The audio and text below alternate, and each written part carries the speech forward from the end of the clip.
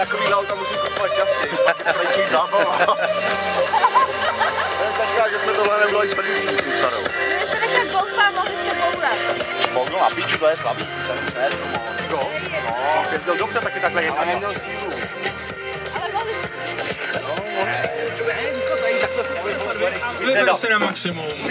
Teď na telefonu Kubu. Kubu, ahoj.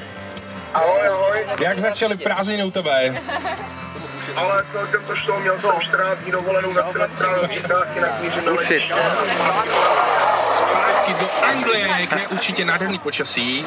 Je tam 9 stupňů. 9 stupňů a déšť. Nic se nemění, takže jedeš do výborného dovoleného počasí. Doufám, že jsi vybavený, co máš, taky na sobě, tak v pořádku. Všechno je připravené na dovolenou v Anglii. Divokýho Bela dáme a bude to pro koho? Hele, tak bude to pro všechny, co mě tady měli ten 14denní pobyt, bude to pro Evropu, která mě skvělý Rock for People a jinak prostě pro ty lidičky, co mě znají. A pro tebe a pro všechny ty Angličany, tak si tě užijou. A Angličáky, jasně. Tak jasně. Měj se pěkně, ahoj. Se měj, čau. Jessie J a B.O.B. tohle diktujete a půjde 100% taky Enrique Iglesias, Black Eyed Peas, je toho moc, co chcete. Pojďte si diktovat, tady je možnost. Evropa 2. Dávám ti znamení, ať víš kam jít.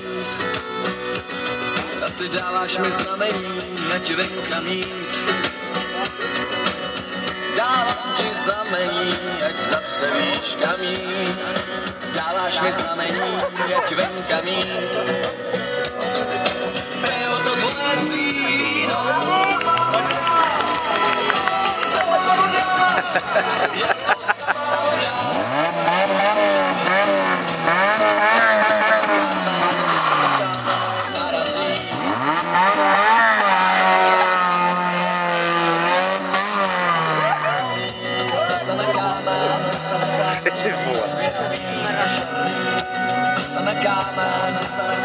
Ať víš kam jít.